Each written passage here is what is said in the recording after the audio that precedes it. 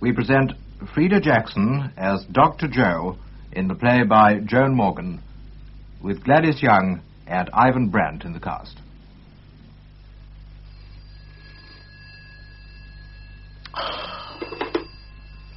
Hello, this is Dr. Beresford's house. No, there's no surgery on Saturday evenings. This is Mrs. Beresford. Oh, how are you, Miss Johnson? Oh, I'm sorry to hear that. My husband's out on his round at the moment. No, I'm afraid Father's out too. Secretary, housekeeper, and general factotum these days. Away. Not much chance of that for GP's wives. We are hoping to snatch a few days at the sea in the school holidays, but the best of the summer will be over by then. Yes, I'll give him your message as soon as he comes in. Goodbye. Oh, dear, who can that be? Good afternoon. Good afternoon. Are either of the doctors at home? I'm afraid not. Is it Mrs. Marlowe or Mrs. Beresford? Mrs. Beresford. Well, I must introduce myself. My name's Fothergill. Oh, do come in, Mrs. Fothergill. Thank you. I'm your new rector's wife. Indeed. Or as our curate calls me, the rector's new wife. That made us laugh. Poor darling Ned's got his faults, but I don't think bigamy's one of them. Oh, do excuse me, I know I'm a scarecrow. I've been trying to clean out the kennels most of the afternoon. You must be tired. Do sit down. Thank you so much. What sort of a dog have you got? Cocker Spaniel. Just got her first litter. Sired by a champion, Starfish of Ware. Really? Ned jibbed a bit at the stud fees, but I told him they've got to be faced, unless you want me to sell the puppies on the pavement in Oxford Street. As it is, I ought to get 10 guineas for the dogs and 8 for the bitches. Let's see. 3 at 10 and 4 at 8. What do you make it, Mrs. Beresford? 62. Marvellous. I never get add. 62. More than they put in the plate in a year at our last place. Do tell me, how do you think we're going to get on with people here? Canon James was very happy. Then, of course, he was so beloved. Oh. Oh, well, my Ned's got charm, bags of it. Canon was here so many years. He married me, you know, and baptized my son. You lived here all your life? Yes, in this house. I knew it. The moment I came into this room, I said to myself, it's got something. Stability. Is that the word? Very little's been changed, certainly, since Mother died nearly 10 years ago. You an only child? No, I've got a sister, Jo. She lives abroad. Oh. I say, what a lovely garden you've got. No one would expect it in the middle of the town. My husband's worked very hard on it. There used to be a big cedar in the middle of the lawn. We had to have it done. I bet that broke your heart. Well, it was making the house so dark. Ah, well, you were right then. This is a sunny room, isn't it? Too sunny. Everything fades so. Excuse me. Hello, doctor's house. No, there's no surgery on Saturday evenings. Monday to Friday, 9 to 9:30 and 6:30 to 7:30. Goodbye. So sorry. This happens all day long. Must be a grind being a GP these days. It is rather a strain on my husband. He's got over 2,000 patients, you know. Such a scattered practice, too. Outlying farms and cottages. He's got a partner, though, surely. My father. But he only sees his private patients. He says he's too old to join the health service. He's had this practice for nearly 40 years. He took my husband into partnership when we married. What a dear your father is. I met him the other night, you know. So he told me. You should have seen him just now. 3 caps on his head, 4 sweaters around his neck, having the time of his life, bless him. Not playing cricket. Umpiring. In this hot sun. Oh, well, you know the old song, little what you fancy does you good, which reminds me, do you like mushrooms? Well, I brought you a few. My kids were out at the crack of dawn, picking them. The glebes simply mouldy with them. One of the compensations of a country life. Do you think you're going to be happy here, Mrs. Fothergill? Well, I suppose we shall adjust ourselves in time. Of course, it'll never be a patch on East Ham. Did you like it there? Loved it. You should have seen my youth club. Kept the boys out of clink and the girls on the street. Really? Sorry. 10 years as the wife of a sporting parson in Dockland are going to take a bit of shaking off. How is your husband going to like it, do you think? Not much to get his teeth into. As he says, all of you people here will go to heaven automatically. Oh, I say. Am I going to offend people? I think you'll find us quite broad-minded, even though we do live 40 miles from London. Well, that's good. I must fly. I've got to iron the old boy's surplus for matins. Look, can one of the doctors come and have a look at my teeth? I think it's measles. Measles? Are you sure? Well, I can't think of anything else that would make him look such a fright, unless, I suppose it couldn't be mushrooms. Well, has he eaten any? Bless you, yes, we've all had them. 4 meals a day for the last week. We're sick of them. No, do come and see us as soon as I'm straight. Yes, thanks. I'd like to. I haven't had time to count the rooms yet, let alone furnish them. It must be an awful job. Hello, I say, don't run away, Mrs. Fothergill. Oh, this is a nice surprise, Dr. Marlowe. Mrs. Fothergill wants one of you to see her little boy, Father. Oh, right away. Of course not. You're much too hot and tired. Oh, but if you're worried, I mean, Bless he can you, go. I never worry. We've all got 9 lives in our family. Not, but we've already lost 8 of them in Dockland. Well, cheerio, Doctor. I'll see you, Ashe. Goodbye, Mrs. Fothergill. One of us will drop around presently. Oh, thank you so much. Goodbye. Goodbye, Mrs. Fothergill. Clare, anybody want me? Yes? Well, can't it wait? I want to get a bath before dinner. Well, be careful. You're very overheated. You don't want to get a chill. My dear Clare, I haven't caught a chill since I woke up in the snow one New Year's Day 40 years ago. Now, who wants me so urgently? Well, several people have telephoned.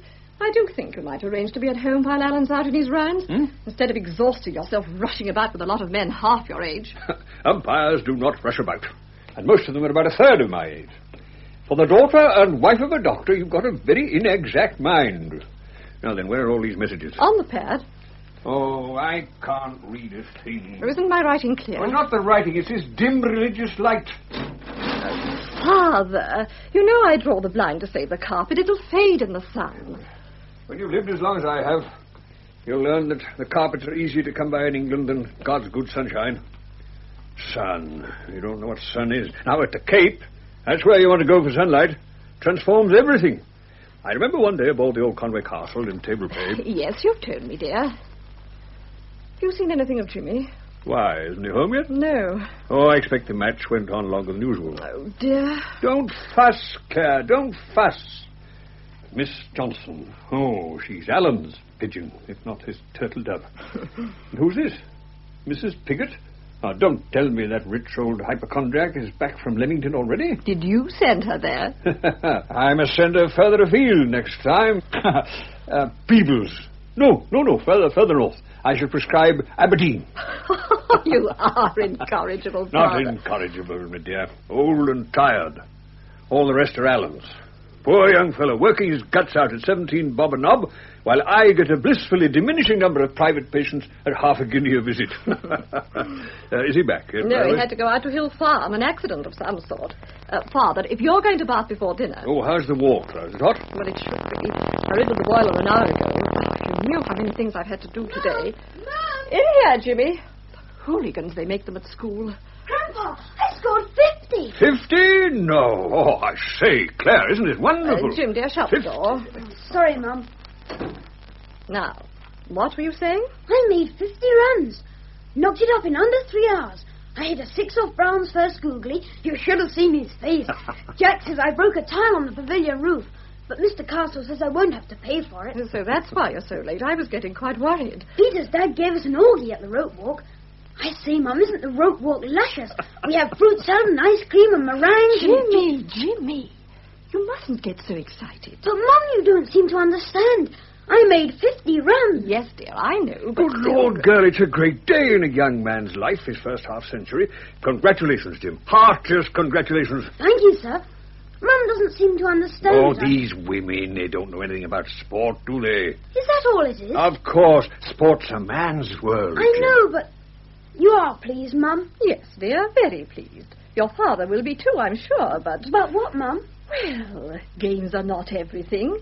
Now, where's your... They are to this boy just for this moment, Clare.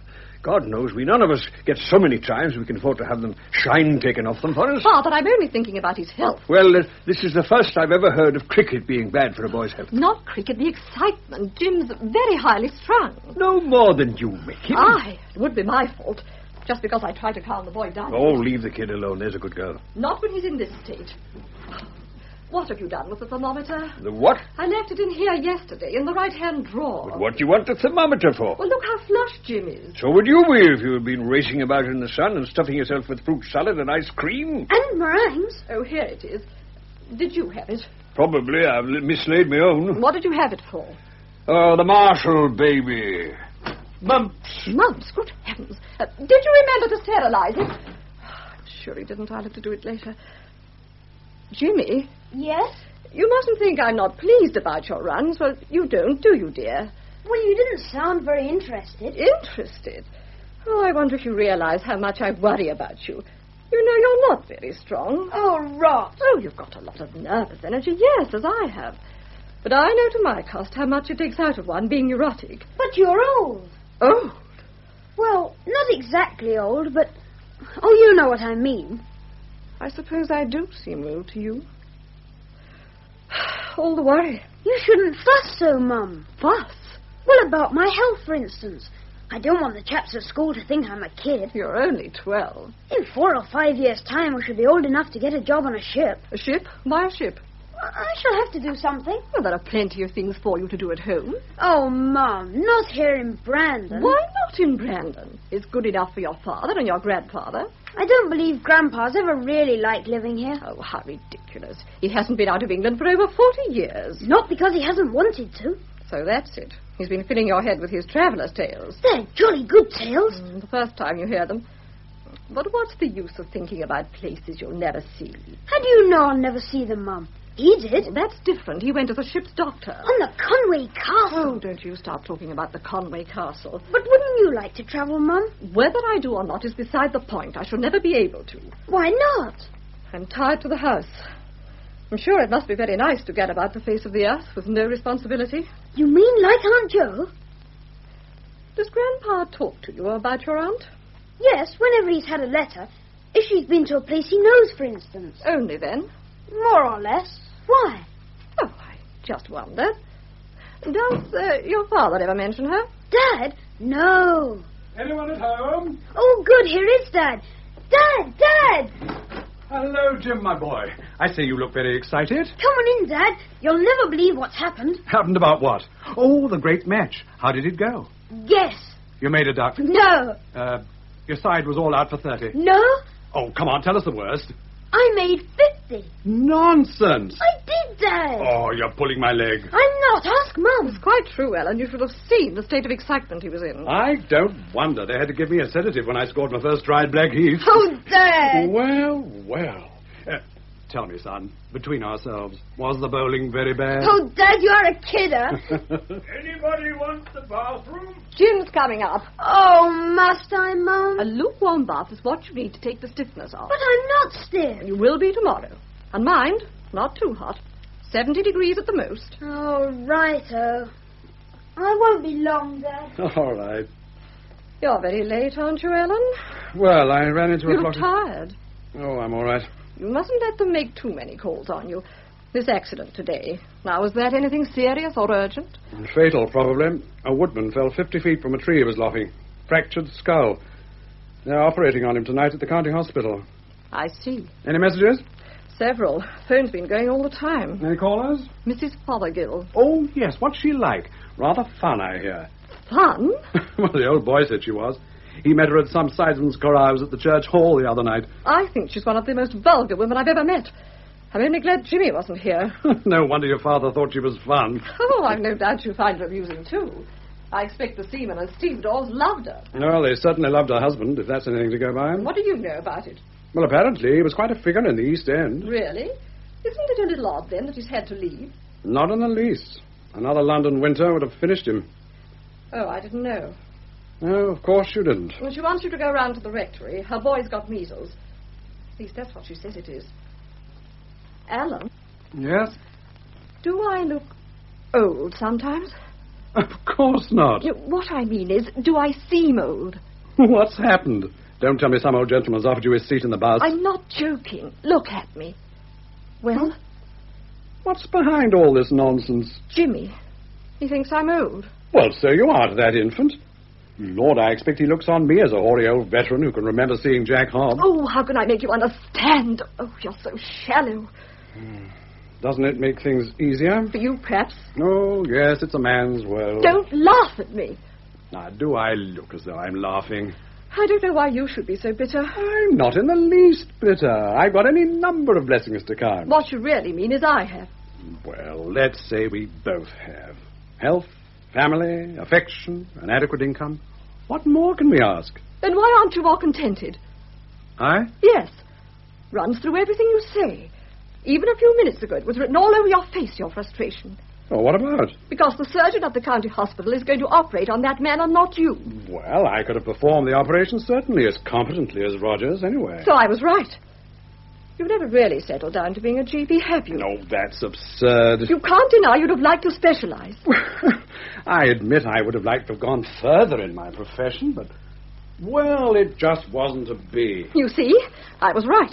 Oh, Clare, why must you create situations where none exist? It's always the same, these orgies of introspection, boring into my mind until you've stripped me of the only privacy there is in marriage, the privacy of my own thoughts. You know, sometimes I wonder what it is you want. You? But, darling, you've got me, haven't you? But have I? Have I, Ellen? That's what frightens me. Even when you're at my side, I know you're not with me. I lie awake in the night, hour after hour, and I think, this is loneliness. This is loneliness. Now, I'm not going to listen to any more of this nonsense. Very few women in the world are less lonely than you are. You're surrounded by your family every hour of the day. Yes. Yes, I suppose I do put too much on marriage and my home. I can't help it. It's the only way I'm made. I've never wanted anything outside. You're my life, you and Jimmy. Well, then that's all right, then. Here we all are, under one roof. Nothing touches you. Ah, there you are. Well, I'm bathed, cold, and in the right mind. All I want now is my pipe. And what about a little music, Al? All right, I'll see what's on the radio.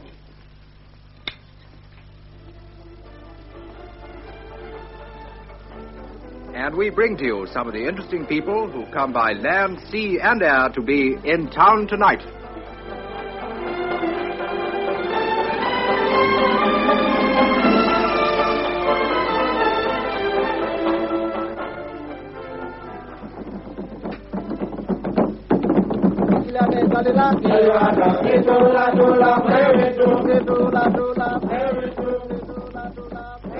Our first guest tonight has just arrived by air from Nigeria. It's very rarely that a woman is chosen to represent her country in an international organization. And we are particularly happy to welcome to the studio the British delegate to the World Council on Tropical Diseases, Dr. Joanna Marlowe. I say, listen, everybody. It's our Joe. Thank you.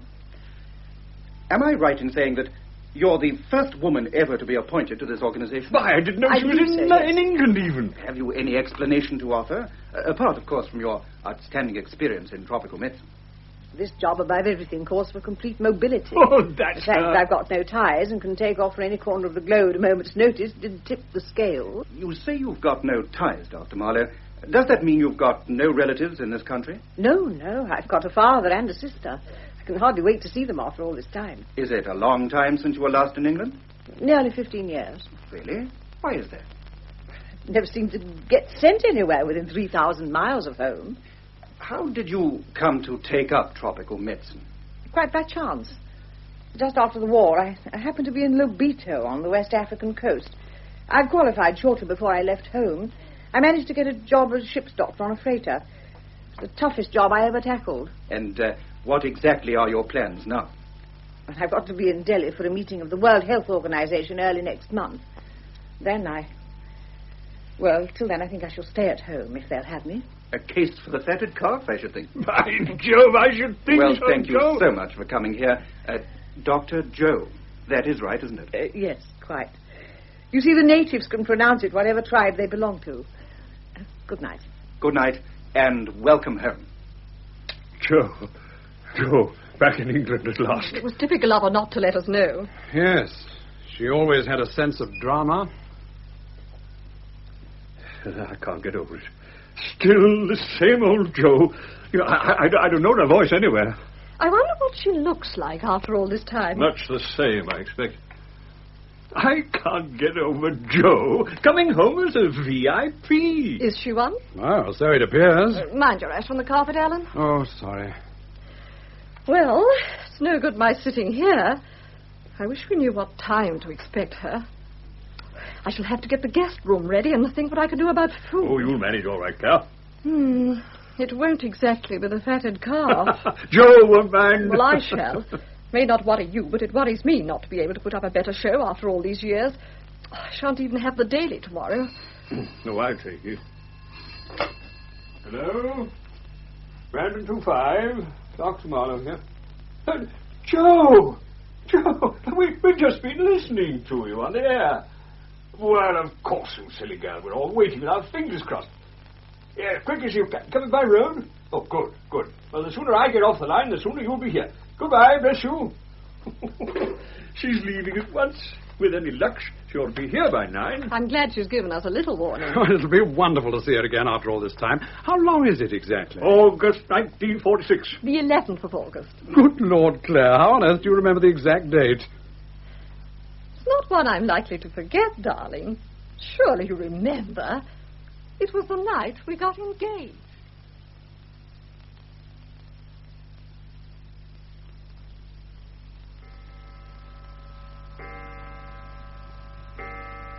Go on, Grandpa.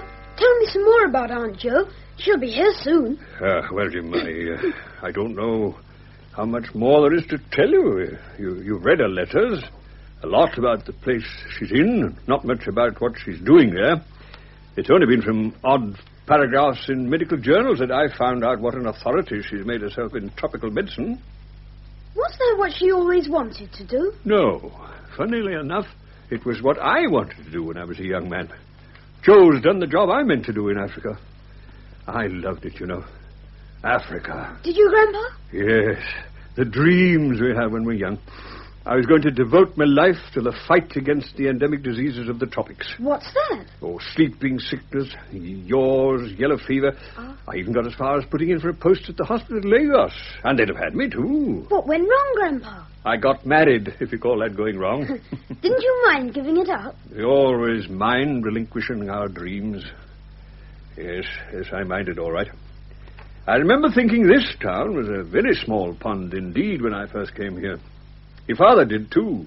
Still does. Dad? Well, I've made the table look as festive as I can. There's not much in the way of a salad, but I've opened one of my bottles of apricots. But last year's, didn't it explode? My fruit never explodes. Oh. I wish I'd known in time to get some cream. You haven't opened the claret for me yet, Dad. All in good time, my dear. All in good time. She may be here in any minute. I do think you might try to make some contribution and not leave it all to me. There's Ellen out again, and I'm left with everything to do. Prepare her room, do the table, try to produce a decent meal. And all you do is just sit there with the chair cover rucked up. I shall contribute a warm heart. That's all that matters. I shall remind you of that the next time I let the boiler go out. Aren't you excited, Mum? I'm afraid I've got too much to do to think about it. That you, Alan? Yes. I don't know what I should have done if you'd been much later. What kept you? Well, I don't think I gave them any more You time. went to the rectory. Yes. What was the matter with the boy? Nettle rash. Nettle rash. Thank goodness I didn't make any mushroom soup. Now, where's my work basket? Oh, Clare, can't the mending wait? Why? Well, it doesn't look very festive. Joe would be the last person to expect me to sit with my hands in my lap. Oh, I think I'll go and have a look at that claret. I see, Dad. Did you like Aunt Jo? Oh, very much, Jim. Was she a smasher? Well, that wasn't the word we used in those days. What was she like? Well, young, very young and restless, full of plans and ideas. You never know what she was going to do next. She must be exciting. Oh, yes, Jim. Jo's exciting, all right. You don't look particularly tidy, Alan. Do go and change. Oh, surely it's only in the jungle that they dress for dinner. Oh, well. I'll change, if you say so. You look jolly nice, Mum. Do I, dear? That dress is pretty. It is, isn't it?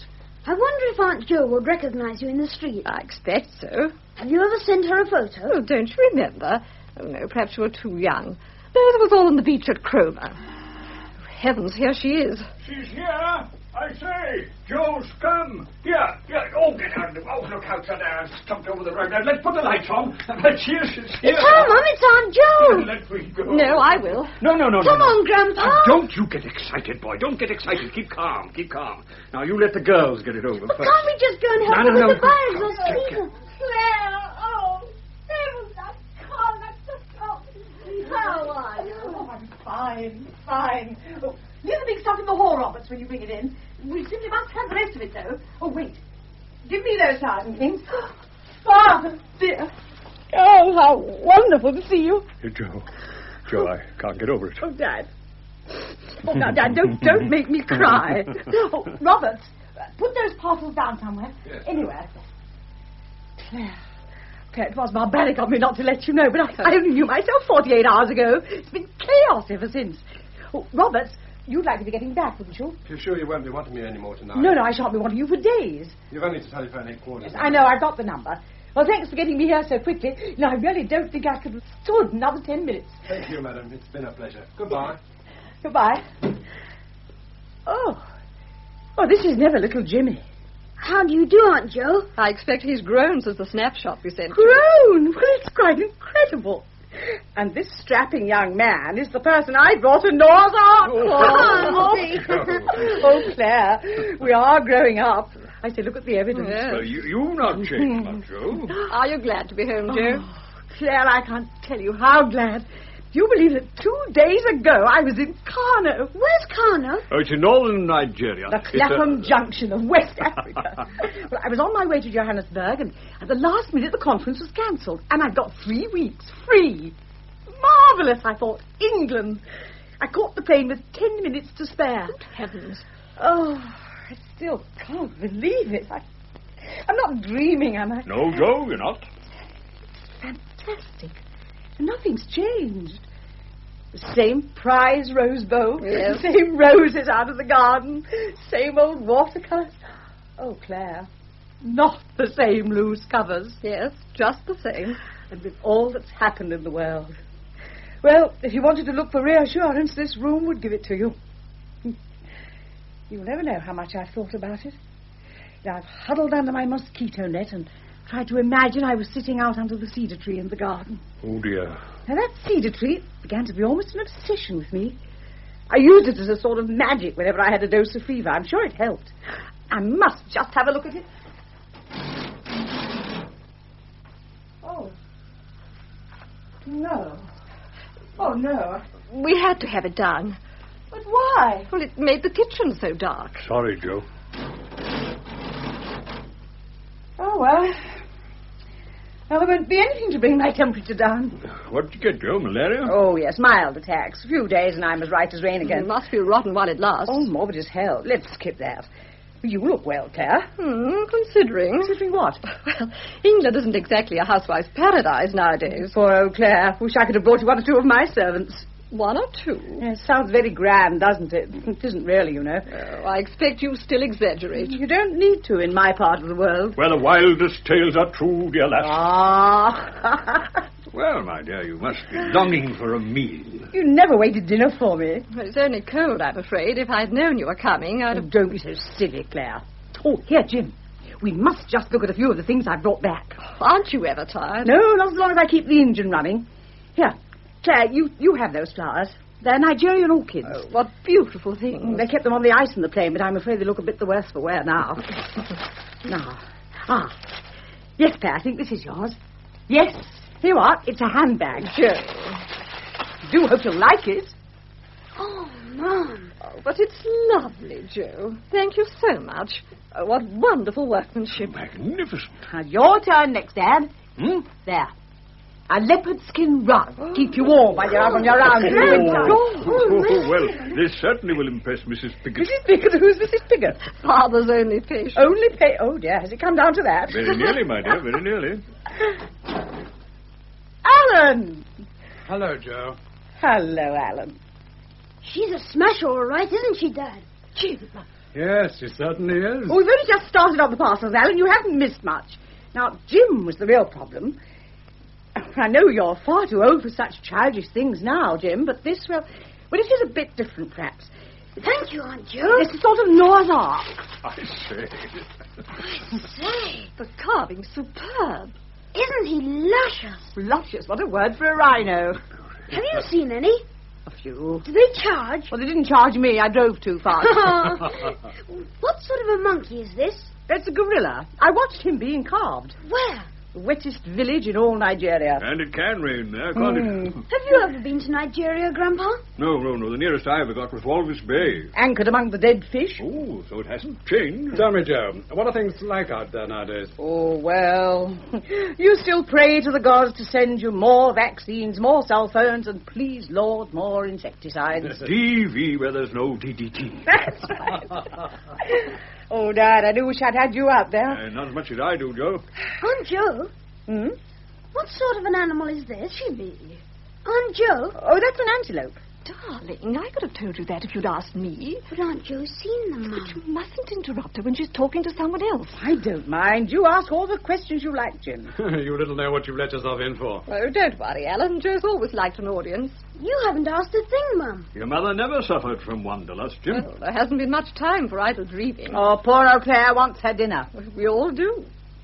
Oh, just a minute. We can't go till Alan's had his present. My present?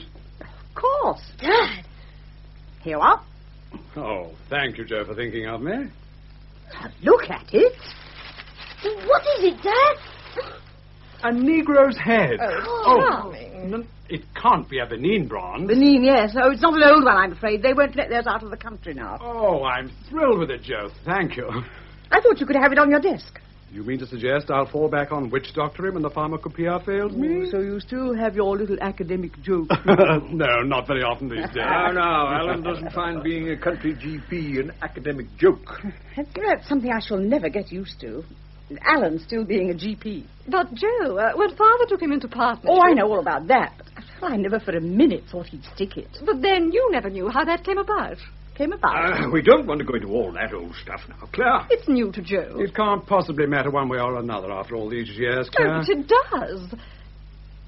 Joe, you remember the night Ellen and I got engaged and you dashed off to London on the last train?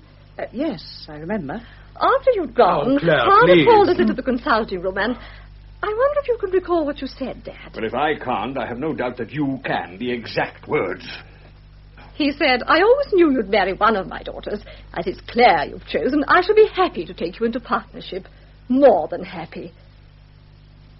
That was the proudest moment of my life, Joe. And now, do let's have dinner. I'm sure we're all ready for it.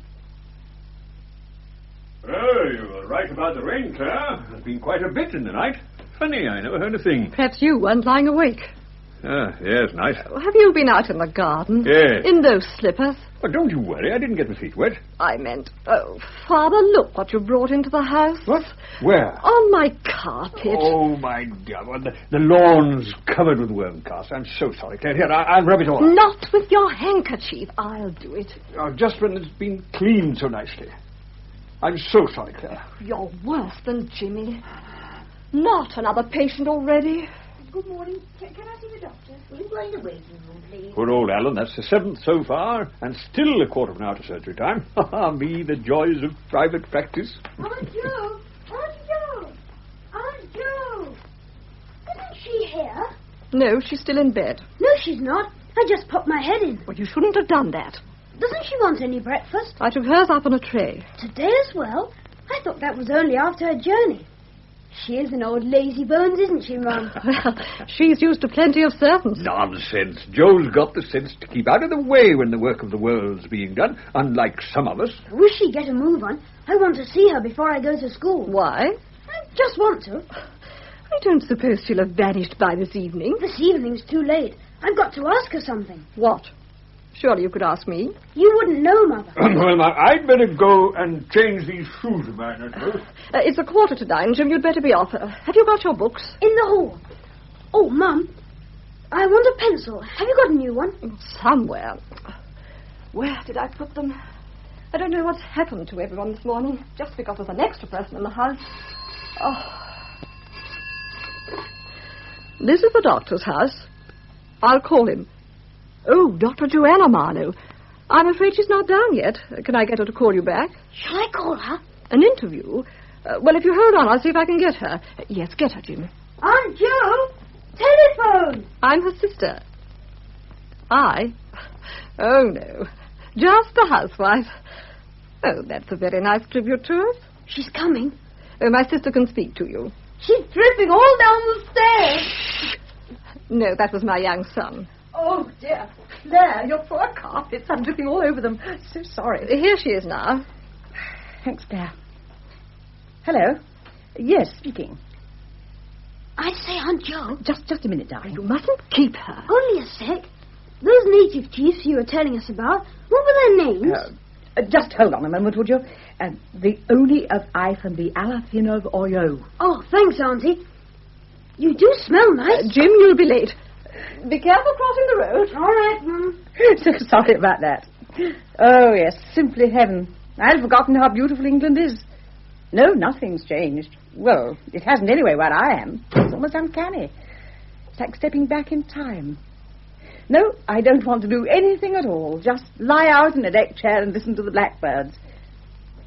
Yes, I can say with confidence that we've reached a point now when not only the cure, but the control of certain diseases is within sight. Anyway, on a small scale. If we could clear the whole country of mosquito and tsetse flies, we've cleared limited areas, our job would be half done. Yes, I've just been working up at the Pasteur Institute in Dakar. Write a book? Oh, but I have already. Of course. My name on it? Well, certainly not. Official reports are always anonymous. Fascinating Frenchman in Dakar. Well, no, we're all much too much in earnest. No, nothing is further from my thoughts. Yes, for publication if you wish. No romances. Thank you. Goodbye. Morning, Joe. Hello. Didn't see you come. Oh, you're looking very dewy this morning. So are Clare's carpets, I'm afraid. Have you ever noticed the moment you get in the bath, the phone's bound to ring? Even when you're up in the interior? Well, then it's tom-toms. Well, I thought you'd like some more coffee. Oh, lovely. Who were you flirting with just now? Flirting? Me? Well, perhaps you can't help it. You never could. Who was it? The Daily Pictorial. Oh, indeed. It surprised me rather. I shouldn't have thought I was their type. Well, I don't know. If they could see you at the moment, you'd get on their front page. Not making you late for surgery, am I? Oh, no, it's not time yet. Oh. Do you like being a GP? It keeps the wolf from the door? Oh, that's an odd remark. Why? Well, the Alan Beresford, who would have been rather surprised not to have got his knighthood by the time he was 40. So much for the pipe dreams of medical students. Oh, no. Not just pipe dreams. Overweening ambitions, then? No, not that either. Convictions? Yours and others. Because I talked well and knew where I was going. Most of us did that, but we didn't fool the people who really knew. Cartwright and Matheson and Sir George. Well, the experts can be wrong. No, not on solid results. Exams, paper knowledge. No, surgery's not paper knowledge, Alan. Well, surgery can be useful to a GP. Shouldn't have thought there was much scope for cranial surgery in a place like Brandon. Ah, that's where you're wrong. Only on Saturday a patient of mine fell from a tree and cracked his skull. And you're operating? Well, no. As it happens, they've taken him to the county hospital. Well, there, you see. Still the same old Joe, goading us all on. You didn't need much goading in the old days. Well, a lot of water has flowed under the bridges since then, for both of us, Joe. I know. What's made you like this? Like what? Well, I thought you'd have grown more. Grown up? No, grown. In stature. Is that cruel? No, I don't think so. Intolerant, perhaps? How? Well, you should have made more allowances for the fact that you've outstripped me. But that's the point. I ought not to have outstripped you. Good heavens, 15 years ago, I just scraped through my MB, while you, well, it was all yours for the taking. What happened to you, Alan? Well, shall we say, life caught up with me, if you call it life. You mean high hopes faint on a warm hearthstone? Oh, perhaps. You've travelled fast enough anyway. Alone? Yes, that was obvious 15 years ago. Was it? Lord, yes. You never let anyone so much as hold the door for you. I still don't. Yes, but they open to you all right. The doors of the world. How romantic you make it sound. Well, and isn't it? That was lovely. Isn't it, Joe? Dakar yesterday, Delhi tomorrow. Emirs, fakirs, and witch doctors flying over the jungle, forced landings in the desert. Oh, yes, it's romantic, all right. But you do love it, don't you? I mean, your work, your attainments, it must be very satisfying. Well, it's nice to feel I'm helping to relieve a minute part of the suffering of the world. Is that why you took up medicine? Yes. Did you tell the press that? Oh, no. They only heard about the conferences and the flowers at the airport. So the rest of it, the fame, etc. Pure accident. Why do you play down your work, Jo? Well, you can't talk to strangers about things like that. Tell me something. Hmm? How have you managed to keep the ideal so fresh? Surely that's not so very difficult. Yes, but in your work, you get suffering in the raw. Sleeping sickness, river blindness, leprosy. Here, for every case of real illness, I get a dozen. A couple of aspirin would cure. Oh, my sensibilities have got blunted till nothing touches me. So that's it. Spark has died. Oh, I don't know. Was there one? Oh, yes. Couldn't have been as powerful as I thought, though. Are you angry with me? Oh, no, not angry. A bit sad. We've travelled such a long way since we were students together. Yes, they were good days. Oh, wonderful. Weren't we young? Callow in the extreme. We were all so outstanding. Never did a single year hold so many future royal positions. Did you ever run into Fatty Lomax? Fatty? Yes. Yes. Yes, well, wasn't he out in your part of the world? Oh, God, yes, of course he still is. I worked with him for 2 years. Oh, he's done a wonderful job. Good old Fatty. What's he like now? Thin. No. He goes down to 7 stone regularly every time he gets a go of fever. Did you get on well with him? Oh, wonderfully. He's a great person. Well, you must have been thrown together quite a lot. When we were working up in the bush, we were the only white people for hundreds of miles. And you stood the strain? Well, who could quarrel with Fatty? I meant he could stand the strain of being alone with you day after day. And does he still play that frightful trumpet? No, not often. He says it charms too many snakes. He used to think more of that trumpet than his exams. You remember that night when we all went to the Chelsea Arts? Oh, yes, and Fatty would climb onto the platform and play a solo. And do you remember what he looked like? Oh, yes, undressed as a cherub. Well, anyway, he didn't go out for a cheap success like you did. Dick Whittington, indeed. Well, I'd got good legs. If I hadn't had a rug, you'd have died of exposure on the drive home. That drive. I do remember. Do you remember stopping at that pull-up for breakfast? Yes, I remember, Jo. Oh. Every mile of the road. All seems a long time ago, doesn't it? Well, I should have said it was only yesterday. Alan, have you seen the time? Just on 9. I make it 2 minutes past. Oh, no doubt you're right.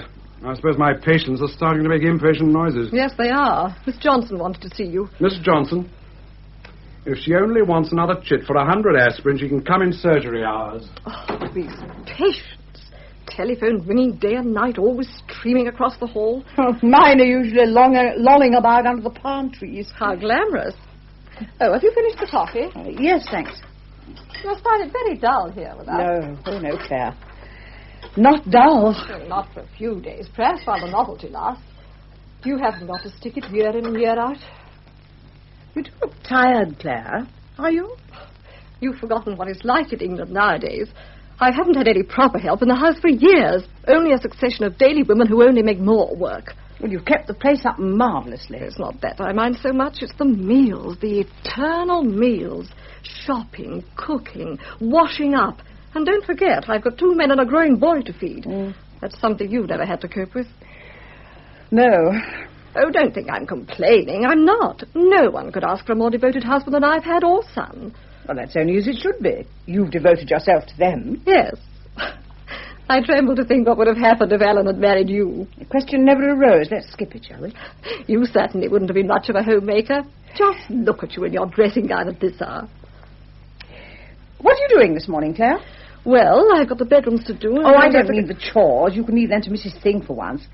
Let's go and have coffee in the town. Is the rope walk still going? Yes. Then that's where we'll go. Well, I'd love to, Jo. Only what? My morning with the WBS. Oh, you haven't gone and let yourself in for that, too. Yes. Well, you can cut it out for this morning anyway. I wonder if I could. Oh, of course you can. Oh, Clare, it'll be grand to sit in the window watching all the old cats go by. You won't believe it, but one of my real nostalgias has been for morning coffee at the rope walk. I very rarely go now. One drops out of things. Well, you can drop in again. Oh, hello. What's all this? Well, I'm leaving Clare from the pass of duty. Here, wait, I've got a better idea. We'll have an escort. Dad, you shall take 2 very charming ladies out to morning coffee. With cream, seeing that he's paying, don't you think, Clare? Well, I should be delighted. Oh, well, then, I'll go and get ready. By the way, Joe, while I think of it, I've been meaning to ask you before. Wasn't the old Conway Castle somewhere along the west coast during the war? Yes, she was used as a depot ship at Lagos. Was she? I went aboard her once, and I gave her your love. You did? How did she look? Well, just the same dove-coloured paint. Is she still there? No. Any ideas where she's got to? Don't tell me they sold her to the Greeks. No, they didn't do that. Well, she hasn't come home for refitting, I suppose. She wasn't worth the cost. Tell me, Joe. They took her out into the South Atlantic and... Scuttled her. Oh, good old Conway. It was a fine ship in her day. She was fine to the end. Shall I answer? Please do. Hello? Oh, hello, Dr. Clark. Oh, no, I really can't face another conference before Delhi. But I haven't been home for 15 years. You know, I simply can't shoot off again in a week's time. You do understand. No, I shan't change my mind. No. Goodbye. Don't tell me you've refused. Never did I feel less like Vera. You ever been there? No, oddly enough, I hadn't. You take it while it's going, then. Why? Joe, life has a way of revenging itself on you for missed opportunities. You don't notice it at first, perhaps not for years. And then gradually it begins to dawn on you that things are no longer there for the taking. I tell you, it's a bad moment when you realize you've got in a groove. Claire tells me you haven't been anywhere since Mother died. I never went anywhere while she was alive. Oh, now, Dad. I know. Torquay one year, London the next. Pleasant places in the company of pleasant people. A nice drive in the company of other doctors and their wives, making for a bridge after you and Clare had been put to bed. We always stayed at very nice hotels. Oh, yes. No lizards running up the walls, no cicadas to drill your nerves, or Zulu tom-toms to keep you awake. No stifling days or icy nights. Everything leveled out. No heat, no cold, no dying, no living either. I never realized it meant so much to you. Neither did I, Joe. What do you mean, Dad? You brought it all back, you. Do you know, that memory was as fresh as though it had happened last week. But only the memory. Not the feel of it, the tug. You've never had frostbite, have you, Joe? No. Well, while you're frozen, you don't feel anything. It's when you start to thaw out, when the warmth brings you back to life. That's when the pain begins. And that's what you are. The warmth that brings frozen people back to life. You're a dangerous woman, Joe. Dad.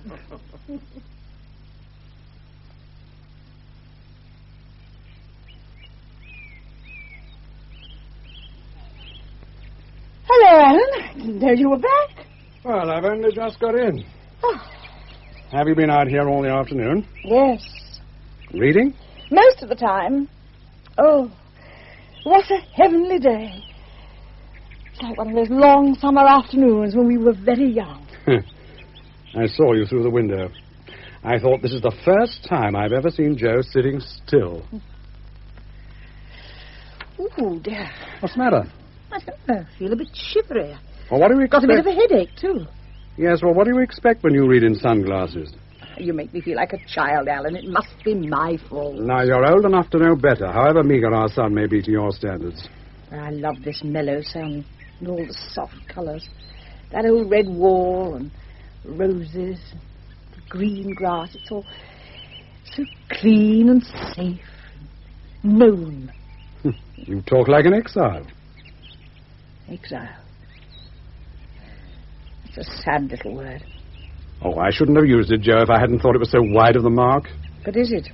Oh, I know. Blackbirds in song, roses in bloom. Yes, it is lovely as anything in the world. But you've had too many years on the roundabouts to be led away from your goal by an English garden. Don't. But don't forget the wonderful life you've made for yourself, Joe. Don't let a moment's sentiment blind you to what you've got. Oh, dear. You know, I do feel shivery. I really think I must have a touch of fever. Oh, sure, you'd better go in at once. Now, come on. All right. You know, you look dazed. Do you always look like that when you're feverish? Do I look dazed? Yes, you do. You know, you'll have to be careful, Joe. Is Clare about anywhere? No, Women's Institute. Oh, what doing this time? Bottling. I didn't know there was anything to bottle at this time of the year. Jim's not back yet, is he? No, not likely to be. For some considerable time. He was last seen guzzling in the rope walk. Oh, what it is to be 12, eh? I'd forgotten there was anything so clear-eyed and hopeful in the world. We all know too much. Our generation? Yes. It's a kind of shock to find someone for whom everything's new. Just as though the days are too short for all the questions Jim wants to ask. All the questions he wants to ask Aunt Joe, you mean? You've bewitched the boy. Nonsense. He is a darling, though, Alan. I do love him, you know. Well, not just because he's... He's my son? And Claire's. Is the old boy back from his cricket? No, not yet. I expect he dozed off in the sun. Yes. I hope Mrs. Barnes gave you some tea. I didn't feel like it. Anyway, she's gone out. So they're all out. Yes. There's something rather heady about being alone in the house with a woman you still love. Alan. Joe, you don't know what it is to be under the same roof with you. I lie awake night after night thinking Joe's in the next room, just through the wall. When it's very quiet, I almost feel I can hear you breathing. This is mad, Alan. No, it's not. It's the only sane thing I've done for 15 years. I love you, Joe. Don't. I can't stand any more. That word, exile, now. Alan. I thought you were so secure. Secure? Yes. Oh. I thought I was. But with my sort of job, each day means starting afresh. Nothing takes an inevitable course. Well, I can stand the pace, all well and good. You know, this simply isn't you. Oh, I'm sorry. It's the fever. It always makes me morbid. But it also makes me see clearly. Clearly? This dream of a warm fireside and children at your knee? Don't you be so bitter. Well, I won't have you tormenting us both with this 11th hour repentance. What do you know about it? Nothing. No, but I do remember you as you used to be. You knew exactly where you were going, and that was worlds away from the rest of us. Tell me, Joe. Have you had many lovers? Depends what you mean by lovers. Well, the word's explicit enough, surely. Well? None. Why should you try to spare my feelings? I don't spare yours. I have never had a lover, Alan. You're speaking the truth? Yes. Why haven't you? Why haven't you, Joe? I couldn't bear the thought of anyone else. Joe. Why did you marry Clare? She needed me, as you never would have done. Oh, so that was where I failed. I've gone over it again and again, wondering where I went wrong. It was just after the war. You asked me here for the weekend, you remember? On the drive down, I told you I was thinking of putting in for service in Malaya. Yes, I know, and I said what a marvellous way to see the world. Yes, it shook me. I thought you were in love with me, and suddenly, in a sentence, you seemed to be throwing me to the wolves. Well, what did you expect me to do? Weep on your shoulder and beg you to stay at home? Well, that was pretty much what did happen. Clare. I could hardly leave her when we first married. Then she was going to have a child, and so it went on. And so it went on. Oh, God.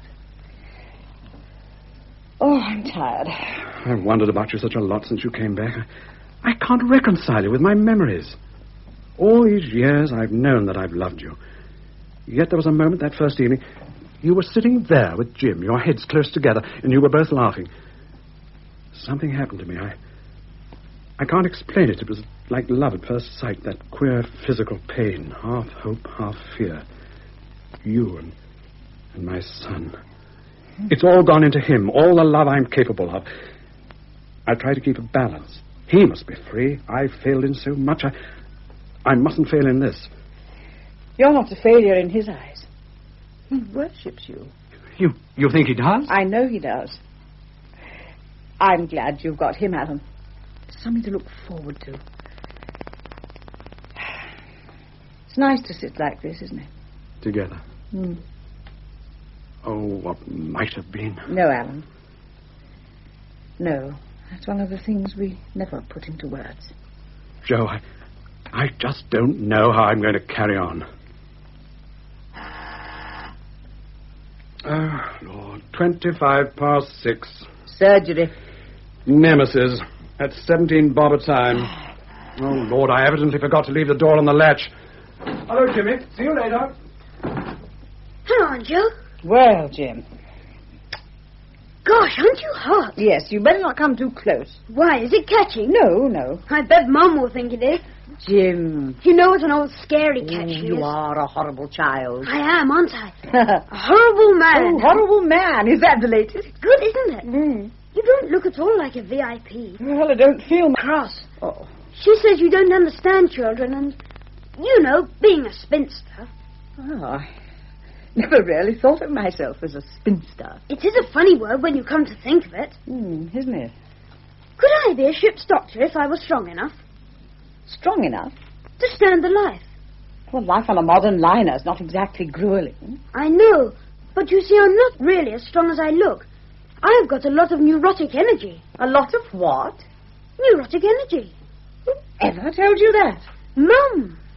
Oh, I see. I feel all right, of course. Well, of course you are all right. You're as strong as a horse. But she says Now, I've got a... listen to me, Jim. I've worked amongst children of all ages and all colours, and I can tell you that I have never met a more normal, healthy boy of 12 than you in my life. So get it right out of your head at once that you're anything else. Yes, Joe. And don't get into the stupid habit of trying to make yourself interesting by talking about your ailments. Illness is not interesting. And if there's anything ever really wrong with you, tell your father or your grandfather. They'll soon know. Now, do you promise? I promise, Joe. That's good. If I did become a doctor, could I be your assistant? Oh, my goodness. By the time you're qualified, I shall be an old, old lady. You'll never be old. Oh, I shall. You won't. You're too glowing. I think that's the nicest thing anybody has ever said to me. Do you have to go away? Yes, dear. Do you like it here? Oh, yes. Better than abroad? Much better than abroad. Then why do you go abroad? Well, it's a very long story, and it's really not worth telling. Where did it start? Well, I suppose you might say in this room. Something happened. It doesn't really matter what. I knew I'd got to get away, that's all. So I rang up several shipping companies on that phone. The earliest sailing happened to be for the Cape. I wasn't very happy on the voyage, and when the ship called at a place called Lobito on the West African coast, I decided to stay there. Why? I think perhaps because it was so cut off from everything I'd ever known. Nothing to remind me of home. I took a room at the one hotel. The windows looked down on the flat, dusty, empty street. The sky was hard, clear blue, and the cicadas were shrilling away like 1,000 electric drills. Then I saw a native sitting under one of the trees. He was covered in sores and flies. Just before sunset, I heard the ship's siren. She was leaving. I sat at the window and I watched her sail out of the bay. Darkness falls very suddenly, you know, in Africa, and all her lights came on. And I watched her till she was out of sight, carrying with her the last person who spoke a word of my language. Then there was no sound. Weren't you frightened, Joe? Oh, very frightened. But I knew I had to stay because I knew I had a job to do. Only whenever I arrive in a strange place, I always remember that first night in Lobito. And I think I've been frightened ever since.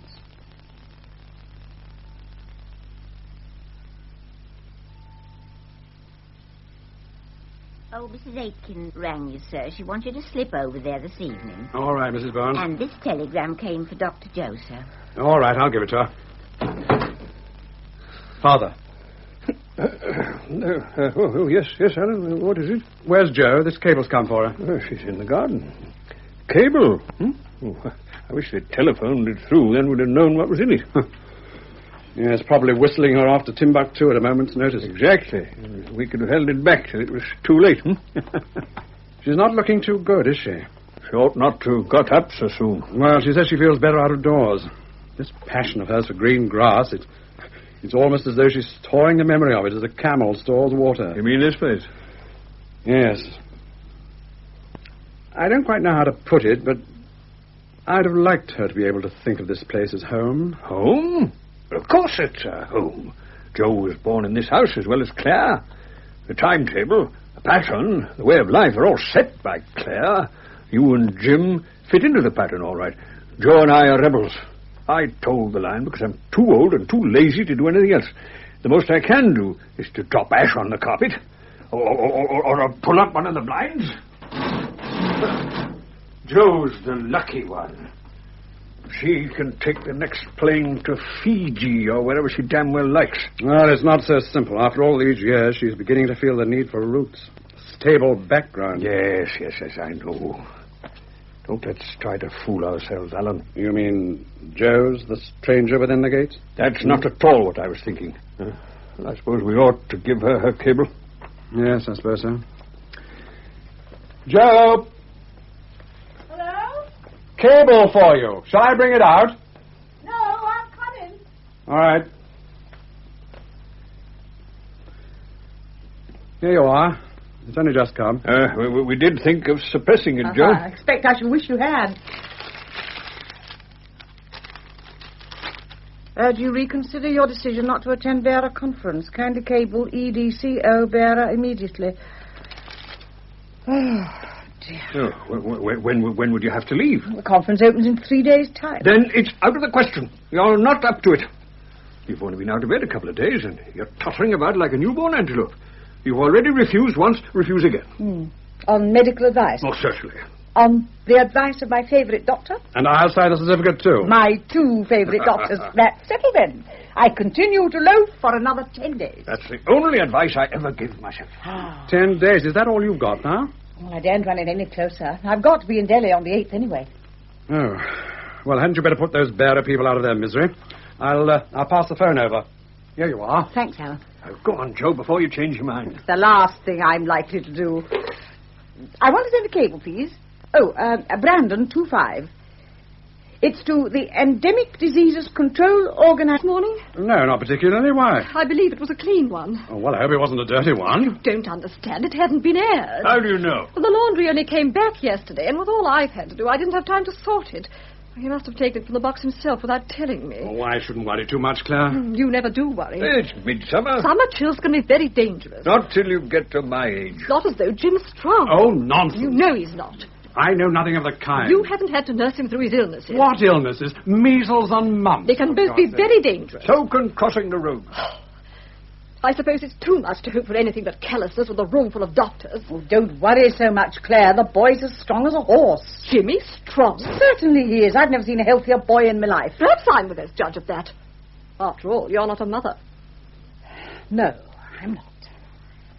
Why don't you sit down, Jo? You look pale. I'm quite all right. I don't think there's much wrong with Jo, Father. I took her temperature myself this morning. It's down to normal. I'd still say that she looks pale. Yes, and I agree. Perhaps she ought to go back to bed then. Well, I feel so cut off from everything up there. I've got so few days left with you all. I've never known you spend so many nights under one roof. She's quite a reformed character, isn't she? Oh, Father, what are all those papers on the floor? Papers? I can see that. Papers written by learned men on some of the most loathsome diseases flesh is heir to. I suppose if I'd been a doctor, I should find that funny. Oh, don't begrudge him his little joke, Claire. You two always hang together, of course. Oh, Father, did you know you'd got the loose cover rucked up? No, I was waiting for you to tell me. There's no need to lose your temper. I think there's every need, and I've not lost my temper. Since you came into this room a few minutes ago, you've put a damper on all of us. To have done nothing but fuss about every pettifogging thing you can think of. Fuss, nag, and... By Jove, if I were your husband, I'd give you a damn good hiding now and then. Father! You've never spoken to me like this before. It's a great pity I didn't. I don't think you quite realise what you've done. Now, don't go make heavy weather of it, Claire. He was only joking. No, he meant it. Oh, Claire. Look, I'm so sorry. I admit I did lose my temper for a minute, but... oh, well, let's forget it. Oh, I don't have enough to put up with as it is. I'd like to see how your temper would be if you had to cope with all I do. Oh, I know there's a devil of a lot to do in the home, Claire, more than enough for one woman. But on top of that, you must embark on a lot of outside activities. Every blasted voluntary thing that's going. You can easily cut those out. How can I cut them out? The doctor's wife has got to set an example. Parson's wife doesn't seem to bother. That woman. Mrs. Fothergill is not that woman. She's been quite a heroine in her time, and she's damn good fun into the bargain. Fun? Fun, that's all you men look for. A woman can sacrifice everything to you. None of it counts. It's all very well for some women. They've got no obligations, no loyalties. They can go off to the ends of the earth with nothing but their own careers and their own pleasures to think of. How dare you, Claire? Leave Joe out of this. Oh, who can that be? Good afternoon, Mrs. Fothergill. Is anybody at home? Yes, madam, they're all in the drawing room. I won't see her. Yes, you will, Claire, you will. Ah, hello, Mrs. Fothergill. Oh, hello, Doctor. How are you? Fine. Now, do come in. Oh, I do hope I haven't chosen an awkward moment. You couldn't have come at a better time. How are you? I'm fine, thank you. I don't think you know my sister-in-law. The famous Dr. Joe. No, I don't. How are you? I was hoping I'd meet you. How are you? Sounds rather as though you've heard about my daughter. Heard of her? Don't forget I come from Dockland. Her name's known to every sailor who ever put in at Lagos. Oh, I see. Oh, there I go again. Honestly, though, Dr. Joe, we have both heard a lot about the job you did out there. Well, that was a marvellous sermon of your husband's last Sunday. Was it all right? Oh, very, very good. Thank the Lord someone liked it. We quite thought he was well on the way to being unprofitable. Oh, don't you believe that? Your church will be more packed next Sunday than it has been for 40 years. Do you really think so? Well, I never thought we should end up competing with the Sunday papers. Good afternoon, sir. Will you go into the waiting room? Thank you. A patient. Oh, would you excuse me, Mrs. Fothergill? Of course, Doctor. Oh, I say, do sit down, Mrs. I Fothergill. can't stay long. I'm making bread and I expect it's rising. I suppose you've settled in at the rectory now. Well, I wouldn't go so far as to say that. We're camping a little more comfortably. And how do you think your husband's going to like it here? He's beginning to adapt himself a bit. Of course, he sadly misses the pubs. The pubs? Yeah. Half his missionary work was done over a pint. And talking of missionaries, Dr. Joe, have you run across many in West Africa? Oh, any number. I've done a lot of work with them. You think they're doing a good job, then? Simply splendid. We couldn't possibly cover the ground without them. I am glad to hear that. I say, I would love you and Ned to meet. I'm sure you'd see eye to eye. I'm sure we should. Then, can't it be managed? Of course, any time you say. I'm here for another 10 days. Only 10 days, oh dear. Oh, I do wish you hadn't got to shoot off so soon. It's always the way with people you like, isn't it? Well, I expect you're nearly as used to that as I am. Ah, dear, yes. Well, I must be going now. Perhaps you'd see Mrs. Fothergill to the door, Father. Oh, I'll do more. I'll see her to her own door. She let me. That is nice of you. Well, I'll get my husband to ring you, Doctor. Goodbye. Bye. Goodbye. Goodbye. Don't be late for tea, Father. I say, do you like new bread? New bread? By golly, I haven't tasted that for years. Dear, these cushions, all rumpled. Claire, can't I do something? Why should you? You're on holiday. What's the matter? Matter? Claire... It's a pity you came back, isn't it? Came back? Why? You see what you've done, don't you? Done? Been going on for days now. I tried to tell myself I was only imagining it. Only small things at first, but coming one after another. Look, Claire, what's really on your mind? Jimmy. What about him? Oh, don't tell me you don't know. Look, what is all this about? You've got him following you around like a dog. He used to come to me for everything, but not anymore. Oh, no. It's Aunt Jo. But you fill his head with your stupid stories. To the next thing I know, he'll be stowing away on a ship. You've thoroughly unsettled the boy. And Father, too. Well, I never heard such nonsense. It was 40 years since he went to sea. And to hear him talk, you would think there was nothing but ships. That's the effect you have on men, isn't it?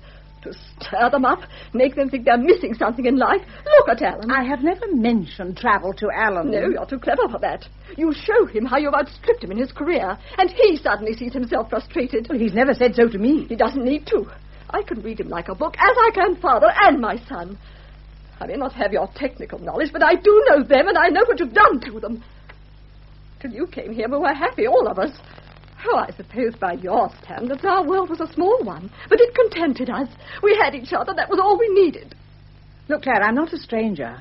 There's no need for you to tell me all this. Why did you have to come back? Well, this is my home. Your home? What do you know about making a home? I'd like to know what would have happened to Father if I hadn't been here to look after him. Poor old man. Dad is not a poor old man. You only see one side of him, the side he wants you to see. I don't suppose you'd be looking quite so dashing if you'd had an old man to look after for years, or a boy to bring up. You don't know what it is to have a child. No. It's an experience I've missed. Look at us. You're only 2 years younger than I am. Look at my hair. Look at my hands. I've had to sew and mend and work and worry while you've been dashing about all over the place. Yes, thousands of miles of sleeplessness and air sickness. As for the places, they were mostly native villages stricken with the most horrible diseases. I thought you said your patients were sitting out under the palm trees. So they were, and most of them were half blind. Oh. Well, you didn't say that at the time. No, of course I didn't. Anyway, that's only one side. You're meeting interesting people all the time. I've met some great and splendid people, yes, and I'm very proud of my profession. But a great deal of my work is very horrible, and most of it is very sad. You've had plenty of compensation. I know. But when you close your eyes, it's not the bouquets at the airport, you see. It's the poor, sick, black faces. And now you think you'll come home. Suddenly you like it here. Yes, I love it. Every blade of green grass. You're greedy, Joe, you're greedy. You've had more in a week than most of us get in a lifetime. Stop whining, Clare. Why, you've got everything. Everything that goes to make a happy life. And you're trying to take them away from me. What am I trying to take? Alan, Jimmy. The man I should have married and the son who might have been mine. You'd never have been prepared to make the sacrifices I have. What sacrifices? No more than any woman makes when she marries. And in return, you've had protection and security and affection. You've never known what it was to be lonely or frightened. We get out of life what we put into it. I've loved them all. Yes, and what have you done to them with your love? Stifled them, coddled them, and made cowards of them. Dad on sufferance in his own home. Alan afraid to launch out on his career because you're dependent on him. Jim at 12, beginning to worry about his health. They're all afraid of you, afraid of your tears and your martyrdom. Yes, you've been a good wife, Clare, a good daughter and a good mother. But God forgive you, you've devoted yourself to ruining the lives of 3 men. Oh, you don't know what you've done. I'm not strong. You'll be sorry. Clare, don't. You're trying to destroy my home. Oh, God.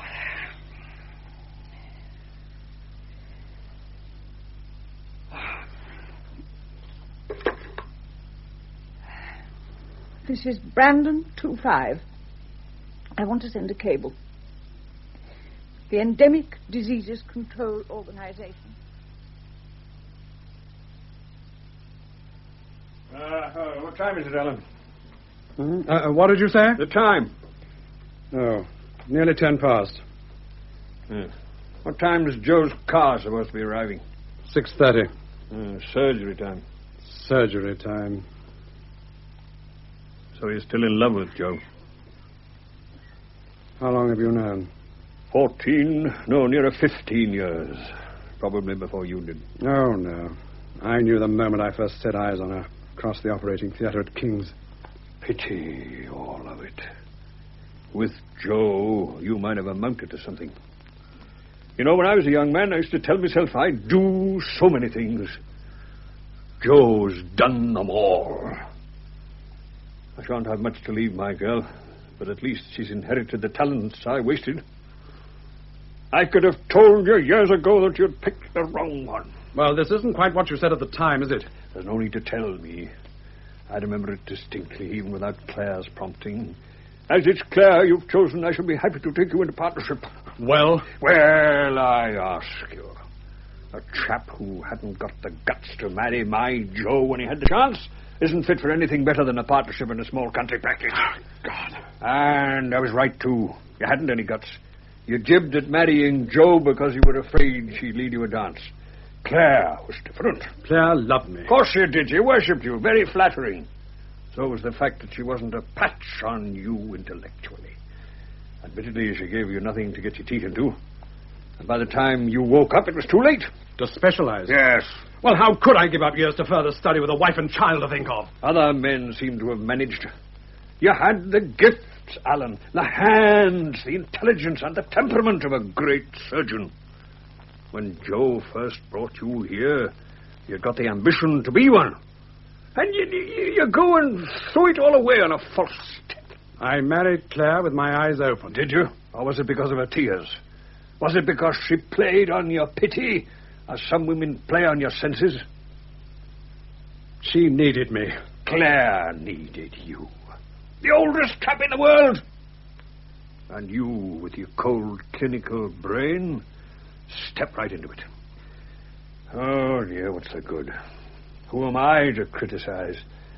I went through much the same hoop myself. Clare's mother was a weak woman. They were always too strong for us. Well? Ready? Yes. Everything packed? Yes. Well, you weren't long. Oh, I can do these things in my sleep. Is Jim back from school? Oh, yes, over an hour ago. I thought he went up to you. No, I haven't seen him. Oh, perhaps he's doing prep in his room. Ah, yes, I expect that's it. No sign of the car? No, it's not due for another 10 minutes. What time does your plane leave? 8:30. No idea when you'll be back in England, Joe? None. I mean, will you go straight to Delhi from Vera? Yes. Funny, you never having struck Vera before. Not much of a place when I was there, but a lot can happen in 40 years. I shall be interested to hear your impressions. I'll write and tell you. This conference of yours, Joe, what's the main subject? Trachoma. Oh, really? That should be enormously interesting. Should it? Well, I imagined if you thought it worthwhile to... Are you quite sure it's worth my while? You know, as far as I'm concerned, this conference is just one more round in a losing battle. And you know as well as I do that Barrie is about the last place on earth that I want to go to at present. Then what made you decide to... Oh, please, Alan. I don't have to tell you two what it's meant to me being at home, do I? The house where I was born. The only people I love in the world. Not to be among strangers. Joe, we'll always be here whenever you need us. You know where to come. I know.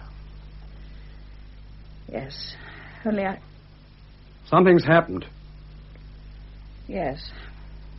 Do you want to tell us, Joe? I don't have to, do I? It's over, that's all. My holiday's at an end. Leave it at that. Once I'm away, the life of this house will go on just the same. Not quite the same, Joe. Well, I would like to believe that. I would like to believe that it hasn't all been a mistake, my coming home. If only I could think I'd opened one window. Alan, these four walls, they're not your world. There's so much outside. There's so much to be done. You know that as well as I do. You knew it once. Don't lose sight of all that was in you. It's too late, Joe. Not too late. There's Jim. There's your second chance, Alan. He's your hope for the future. And you're his, too. Only you can save him. You mustn't fail him, Alan. You mustn't. And you mustn't fail me this time. Ah, here you all are. You're ready in good time. Considering the short notice. Oh, no doubt Joe's got quite a technique by now. Are you looking forward to the journey? Very much. It must be fun to go to all those exciting places at someone else's expense. It's great fun. I expect you'll be entertained by the Sultan. Oh, that's Zanzibar, not Vera. Oh, well, all the same, I should never be surprised to see Joe end up in a harem. We shall miss her, shan't we?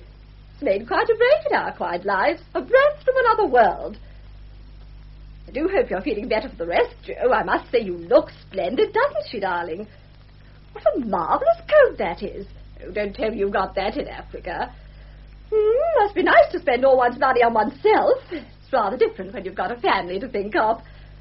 Still, wouldn't do for everyone to live in others, would it? I mean, it takes all sorts to make a world, doesn't it? Oh, Claire, for God's sake. Of course, in a career like Joe's, dealing with men all the time, an attractive appearance is half the battle. Well, I don't know why we're all standing here like this. Why don't we have a drink? I'm sure Joe would like one. One for the road, as they say. Alan, get the sherry, darling. Please, no, I haven't time. I do hope your car isn't going to be late. Does the driver know the best route? They're sending the same man who drove me down. From headquarters? Oh, how grand we are. Does Jim know I'm leaving? Does he know what time I'm going? Did you tell him, Claire? I was just wondering why he hadn't come down. I haven't seen the boy since he came in. Give him a shout, Alan. It's nearly half past. No, wait, Alan. Do you think it might be better if I went upstairs and said goodbye to him quietly? I think that's a good idea, Joe. This sounds like your car. Good evening, sir. Dr. Marlowe's car. Good. There's flowers for her? Yes, sir. Come along in. Thank you, sir. Good evening, madam. Good evening. I was to give you these with the compliments to the Secretary-General. He regrets he won't be able to see you off at the airport, but wishes you bon voyage. Well, that was very nice of him. I'll send him a wire from Heathrow. Oh, they are lovely. How are we for time, Roberts? As soon as you're ready, madam. Any other delegates going on the plane? Dr. Nagamba of Nigeria and a medical missionary from Uganda. Good. We shall be able to compare notes before the conference opens. Is that all the luggage that's to go? The case is in the hall? Yes. I don't think you'll find there's any excess to pay. Joe, where are you? In here, Jim. You're going away. Yes, dear. She didn't tell me. She didn't tell me. I saw your car drive up and the bag's in the hall. Roberts, just take out the luggage and wait for me, will you? Yes, madam. I'll be putting them in the car. Oh, Joe! Jim, what's the matter? She stuck me up there doing homework and never said you were going away. What?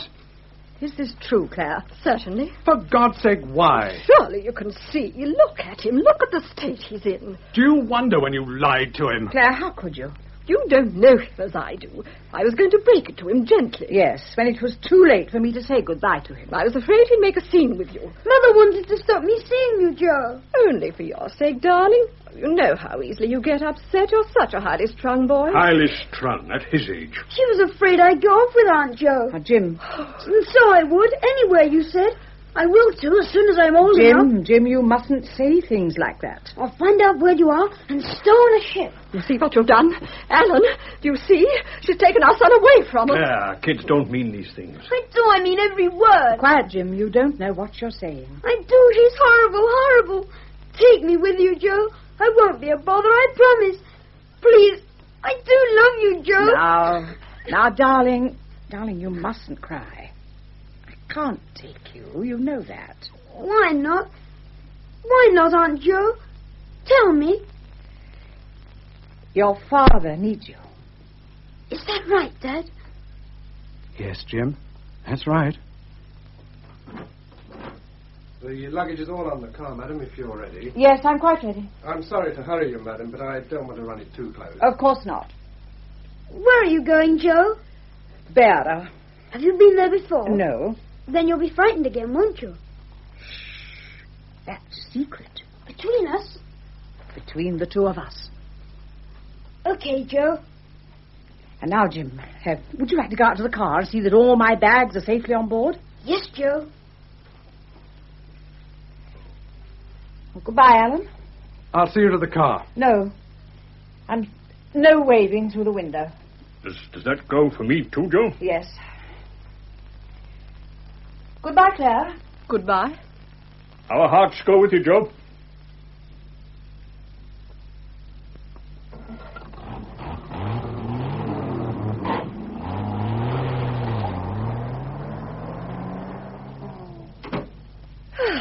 Well, that's that. You might have known it was too good to last. Joe settling down. Let well alone, Claire. Time I was in the surgery. Mind your ash on the carpet, Alan. This is Dr. Beresford's house. No, I'm sorry. Doctor's not in at the moment. This is Mrs. Beresford. Yes. I'll give him a message as soon as he comes in.